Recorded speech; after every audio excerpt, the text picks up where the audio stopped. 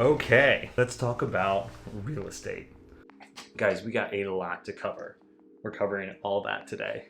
I wanted to do something that is a all-inclusive, broad, general rundown of everything you need to know before you get into the business. We're going to talk about becoming a real estate agent, what you need to do before, how to actually get licensed and become a real estate agent, what you do immediately after. It's going to be an A through Z. Buckle up, take notes, pull out a laptop, pull out your notepad, pull out your Evernote.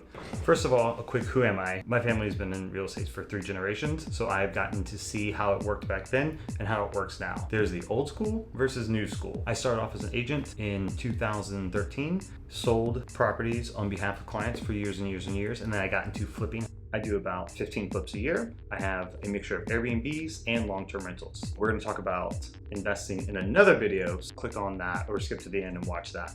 This is about becoming a real estate agent and making money. So let's just assume we're coming from a place where we don't have a lot of money to start off with. We are gonna go into the business as an agent to represent buyers and sellers. First thing you need to do, sign up for a real estate school. The world being how it is today, most of these things are going to be virtual. There were some states before the pandemic that did not allow virtual. There's a couple links in the description that I would recommend. Honestly, from my own personal opinion, all of it's pretty much the same. The price of those schools should be anywhere around $99 to $300, maybe a little bit more. So you get your coursework, maybe an outline, learn it all, of course. So I would take strong notice of agency law and contract law. In South Carolina, Georgia, the time requirements of getting licensed is 65 to 85 hours. Texas is 180 and California is 135. Some courses, since it's online, won't allow you to rush it. I know in California, you have to be in your online course for 18 days, no matter how quickly you finish with all the modules. You go on and you take the test. And you take the test through the official licensing board of your state. People give 99% of their attention to passing the test because they're scared they won't pass it. And then when they come out, they realize that they forgot another massive part of the real estate business. Or maybe they didn't even know that there was another massive part of the real estate business. Through the licensing board of your state, you take a test. That test is a state test and a national test. You can fail one and pass the other, and it's still a fail. I failed the state test twice. Check your local state laws and rules and regulations. You're allowed to take it to a point where you pass it. Don't be intimidated, don't be too scared. Fail and you have test anxiety, you'll be able to take it again. A lot of people that I have spoken to have been really surprised. They go through school and they come out. They feel grossly underprepared for the real estate world. Let's set the scene a little bit. Think of real estate in general as a restaurant. And what real estate school teaches you, it teaches you how to cook a dish. It's almost like a culinary school within that metaphor. So it teaches you how to create your service. What it doesn't teach you is how to market your service. Now that is huge. There'll be a certain amount of time before the board sends you your real estate license. Now it might be in email form, it might be in physical form. I think they still give physical forms. I know I had a realtor card somewhere and then I lost it. I need to find mine. Let's talk about brokerages. When you get out of real estate school, you have to sign up to a brokerage. This is where it gets very interesting and a little tricky. Each brokerage has a different commission split. Hang your license with them.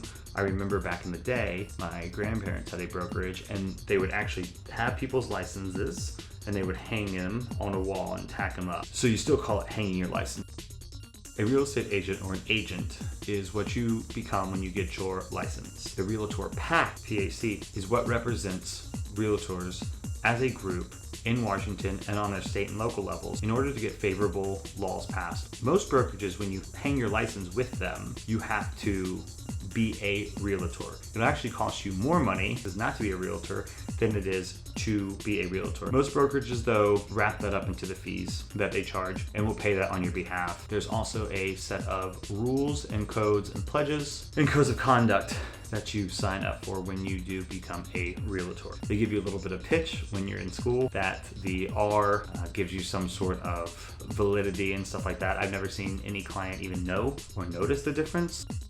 Let's talk about brokerage splits. A big nationwide company does a cap out split. So you sign on in exchange of you giving 30% of your commission. They will provide you with a website, DocuSign, a program, get your contracts signed, and maybe a few other peripheral things. Most brokerages do not provide anything else than structural and infrastructure type things. Thinking you're gonna come out of real estate school and walk into having clients by signing up to a brokerage, at least nationwide, that will not happen.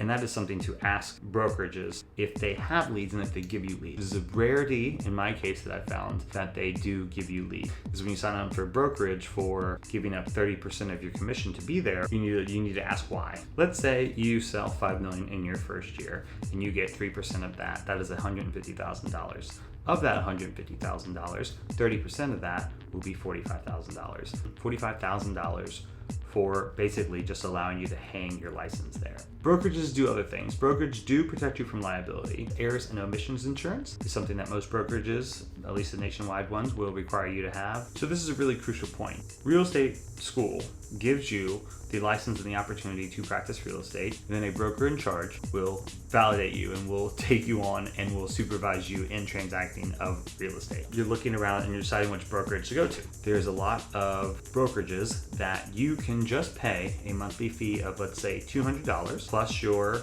errors and omissions insurance, plus your realtor pack fees, and one other thing, MLS access. Now your local MLSs will charge quarterly dues, somewhere between 125 to 175 I've seen, maybe more, maybe less. Holding your licenses, holding all your property insurances, and being a realtor can cost you around $1,500 to $2,500 a year just holding on to that without even having your license hung somewhere. What some people do if they cannot afford a monthly fee or do not want to sign on to basically a stripped down version of the brokerage where you only have to pay $200 or $300 or $100 a month. They'll say, okay, well, in exchange for me not having to pay you $200 a month, for me just hanging my license there, I will give you 20% of all my commissions or something like that. Each broker has a different business model.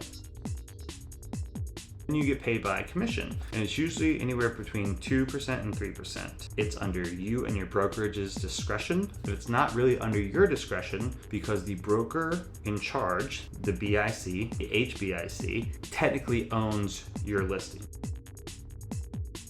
You're my mother and you want to sell your condo. And I said, yes, mom, of course I'll sell your condo for you. I will take 2.5% of that and I will give that to the buyer's agent. I will act as your listing agent and I will charge you 0%. Let's say that's allowed through my brokerage. Ultimately, if I decide to leave the brokerage halfway through the transaction, it's under contract, then the broker in charge owns that listing.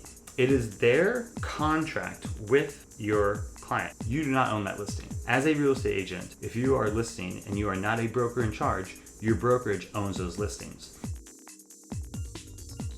Now you're left with finding someone that would allow you to transact real estate on their behalf, which is where, in my experience, so many people don't understand getting into the business. I know people go through school and they come out and they expect just clients to arise, and then they've been in the business for a year and they haven't sold a house. 80% of realtors sell one or less houses a year. That is kind of the state of the game right now. If you want my advice, which you're on my channel, so hopefully you kind of do, is that if you are starting out where none of your friends or family are buying and selling houses, I would join a real estate team. It functions like a mini brokerage, but it has a lot more perks, in my opinion. But with those perks, you give up more of your money. What a real estate team will do that brokerages typically do not do is they will give you leads. Mostly, a real estate team revolves around a massive player in the industry or a big agent. There are big agents in any market, but usually they have a large amount of transactions, and because they have so much business, then they have too much that they cannot handle it themselves, so they start to sub out different parts of the business. The first thing that they usually let go of is paperwork and transaction coordinating, because that takes a lot of time. Sub out to an assistant or an executive assistant. That is something that you can do, and having a license and then becoming a executive assistant or an assistant commands usually a higher price, and it's a really, really valid way to go if you want to take it really slow slow and you want to learn the business, or if you're a little bit more of a detail-oriented person and less people-facing, I would encourage you to look into that. And the next thing that you usually see a star agent or an agent with a lot of business let go of is buyers. Most people will start off with buyers because buyers are something that's a little easier to get through advertisements. And I'll explain to you that later. Buyers take a lot more time, 18 to 40 hours to work with. And think about that. That's very, very true. You are going around and you are meeting them at houses, or you're putting them in your car and you're driving them around to houses, and they're looking for houses sometimes for a weekend, and then they'll write a contract and that'll be that, or sometimes for months and months and months. Granted, we are in a very competitive market nationwide, so buyers now have to move quicker, but they take a lot of time. So what a superstar agent, let's just call them superstar agents from now on out, so superstar agents will give up working with buyers second. After they give up some of the paperwork, they usually give up working with buyers. And that's where you can come in as a new agent. That is a fantastic way to jump into a team and to start bringing value. And in exchange for that, you can command somewhere between 50-50 of the commission split, or 60-40, or even up to 70-30. It kind of works like a brokerage. Some cases you're paying a commission to the team, and you're also paying a commission to your broker as well. There's a lot of variations on this. They can get very, very confusing. If you have any questions, drop them in the comments or email me directly. I did remember feeling very nervous and very unsure of myself when I got into the business, despite having a lot of experience in it. I do remember feeling very intimidated by the process. I wish I had had more people to draw off of. So I am going to offer some on-demand coaching. Have any questions and want to do some one-on-one coaching, drop me a link. We'll make it quick, we'll make it short, and we will get you out there and get you set on the right path. It's hot in here. I need to take a break. I can't have my fan on or the AC on or anything else like that because it will pick up on the mic. All you will hear is that stupid AC, and you won't get any kind of good content or any of this gold and gems and diamonds that I'm spitting out. Instead of working for someone as a W-2 and getting a W-2 at the end of the year, you will get a 1099 from your brokerage with exactly how much commission you made. And a 1099 is an independent contractor technically. Don't listen to me. I am not a CPA, or I have no tax knowledge. The most common entity to set up as an LLC. It is something that can be done really easily. I saw this person online, and I think she's really crushing it on her platform, but she was talking about how over her year plan, one of her big year goals is to make an LLC. I'm like, babe, you can go online and do that in about 2 seconds. What gets complicated with LLC functions and structures is when you have someone else. You can get your operating agreements, you can do all that stuff online, and you can upload it and call it a day. Get your LLC set up, get your business set up, because it's going to be very, very important. And why it's so important, let's say you are 1-2 years down the line in this business and you want to start buying houses for yourself or buying investment properties, and you want to take out a loan for that. If you have not filed your tax returns for 2 years for your LLC, you're not going to be able to get an FHA loan. Get your specific business checking account. You can just Google business checking account, run everything through there, so you have a massive division between your personal and your business expenses, just in case you get audited. You can write off meals, entertainment, you can write off travel, you can write off certain cars, you can write off mileage, you can write off certain parts of your house. I remember my grandfather used to flip it over, and it was the who, what, when, where, and why, and he would do and write that on the back of the receipt. That sounds like too much for me. No thank you, but I will take a picture of a receipt. I even think that's a little too old school. It's nice to have a picture in case you do get audited, and you can say, okay, here's a picture. I got into the business when I was 25, 24, 25.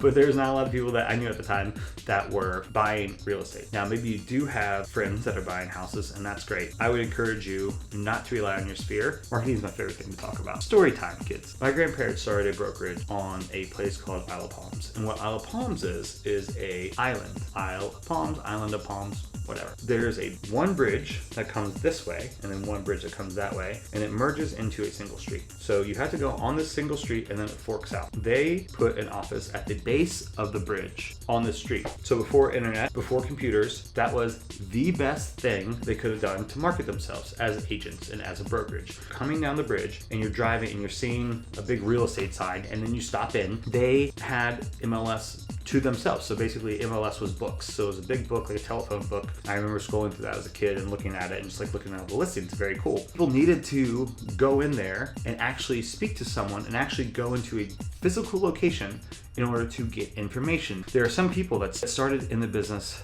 during that environment and they have a whole different view of the business than how it's ran now. If they're not up to date, they will still have this old school mindset where they tell you to take some office duty, sit in the office and wait for someone to walk in. No one does that anymore. Go to where the buyers and sellers are, which is online, or some other methods. I'll get into some of my favorite methods. Let's take a quick sidestep and talk about competition's barrier of entries. The barrier of entry really in real estate is your time. So your 65 hours, your 180 hours, or your 95 hours, or whatever it is. That is really the only barrier of entry. Basically, anybody could become a real estate agent or a realtor. So you have an incredible amount of competition. Over the course of the years, where real estate has become a very, very popular business, the competition has just gotten more and more intense. These things are not something that's talked about, but they're very, very real. If I were coming into the business today, I would join a team. I would join a team, pay whatever you had to of your commission split to get it, or just make sure they give you enough leads to make it worth it. I would interview other people on the team, ask for references of the team. Remember, you're interviewing them as much as they're interviewing you. You do not only think that you're lucky to be on this team because they are lucky to have you too. So nowadays, your geography doesn't matter as much and you have to be online. That is the new geographic space that you need to capitalize. That is the new office at the base of the bridge you need to capitalize. Lots of people had a lot of success with Google SEO or Google Ads. What they would do is they would rank for certain keywords that were online. So let's just say I'm looking for a house, and then 3 promoted posts would come up, 3 search bar results, and then the organic post would come up. That is a very saturated thing. SEO has been saturated for years and years and years, and then Google Ads have just gotten more and more pricey. You can still make them more, but it's really, really competitive.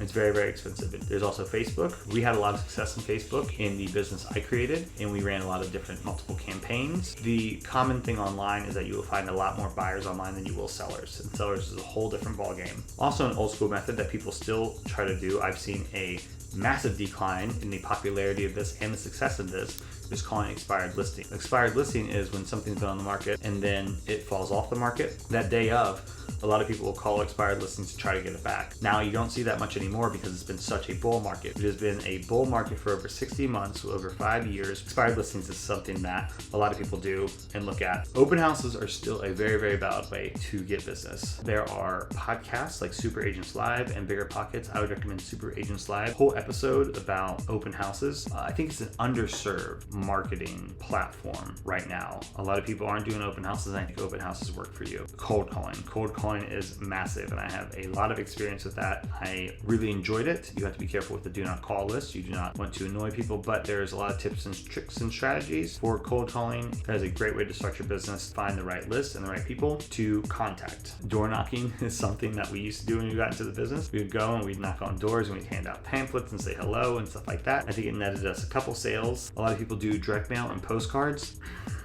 It is expensive and you have to do a lot of it to make it work. But I would encourage rental. Rentals are something that instead of paying 3% commission, you will probably get, well, let's just say you're in South Carolina, you get somewhere between $100, maybe the first month's rent amount as a commission. Bigger cities, it can be a lot more, and people can have whole careers and businesses off of doing rentals. That is a very, very valid path. That is a lot of hustle and it will take a lot of work. The general rule of thumb, it will take about 6 months to a year to really get your first checks coming in.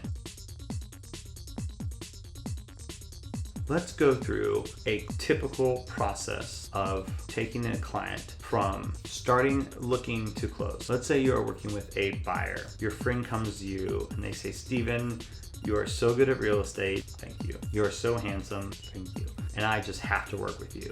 Thank you. Say yes, of course. How much do I pay you? The client asks. And you say to them, oh, Susan, you pay me nothing. I get paid from the seller of the property. Typically, it's 6% that the seller will give out. They'll give 3% to their listing agent, and they'll give 3% to the co-oping agent. So let's say me and Susan go out and we're driving around for 18 hours, and then Susan wants to put down an offer on one of the houses that you sold. So then I'll call the agent. I'll say, hey, agent, do you have any offers on your home? In this example, let's just say they say no. Say, great. And then I go to Susan and say, okay, Susan, this is the contract. Let's write this up and send send it over to them. Draw up the offer, write the contract, and then I send it to the listing agent. The listing agent comes back to me and says, where's Susan's proof of funds? A lot of people, especially when they're new, will work with a buyer without getting a pre-approval letter or a proof of funds. Proof of funds showing that they have X amount of money that they are determining to spend on a property in their bank account. If they're looking to finance it, you need to make sure that they can actually finance something. I do not work with people that do not have proof of funds because I've wasted my time by showing properties for days and days and days just for my client to apply for financing and not be able to get financing. If you get a client and they do not have a pre-approval letter from their mortgage broker or bank, you need to make sure they get it and you need to guide them through the process. Usually they just call their local bank or wherever they do their banking, or they call their mortgage broker. That pre-approval letter will come of one of two ways. It'll come from the mortgage broker or the bank or institution that's lending them the money, and it will say approved for up to X amount. Now, I get a different pre-approval letter per house that we're offering because let's say Susie can afford a $350,000 house, but we are looking at a $225,000 house. I do not want the listing agent to know that Susie can pay for a $300,000 house. So you slide your offer in, and this works different state by state, but this is just a typical overview, just so you know.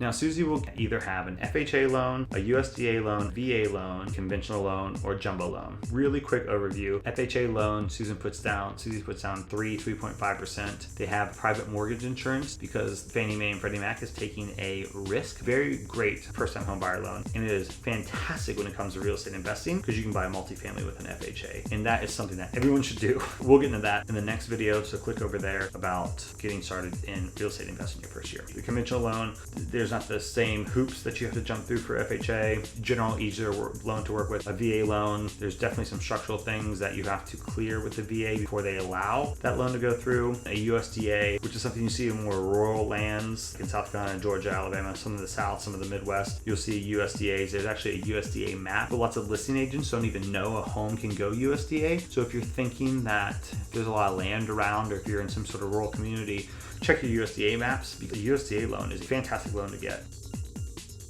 The listing agent comes back and says yes, that they will accept your offer. You say, okay, great. Then you have some sort of earnest money that your client writes, let's say $500 in this case, and then that goes into an escrow account in South Carolina. It works differently other places. It would go to an attorney because you have to pick which closing attorney you want to use. Sometimes buyer and the seller will pick the same one. It makes coordination a little easier. And so the earnest money will go where it needs to go, to the attorneys, and then you will schedule an inspection. You have an inspection period in the contract, get it inspected, and then the inspection report comes back and the buyer can ask for certain things, and that is another point of negotiation. A lot of things fall apart in an inspection. As soon as the buyer and seller sign off, then it's considered ratified. You have a ratified contract. Then you have to submit it to the attorneys, you have to submit it to your brokerage, and then you schedule the appraisal, and then the appraisal will usually come from the mortgage company, and the mortgage company will get an appraisal just to make sure that what they're lending is within the realm of how much it is. It's a little difficult nowadays because the prices of houses are crazy that things are going over appraisals, and if it doesn't appraise, there's a difference in the amount of money. The client has to bring that money to the table, and the mortgage is not going to cover it. And then 30 days later, you're in touch with the client's mortgage broker and the client.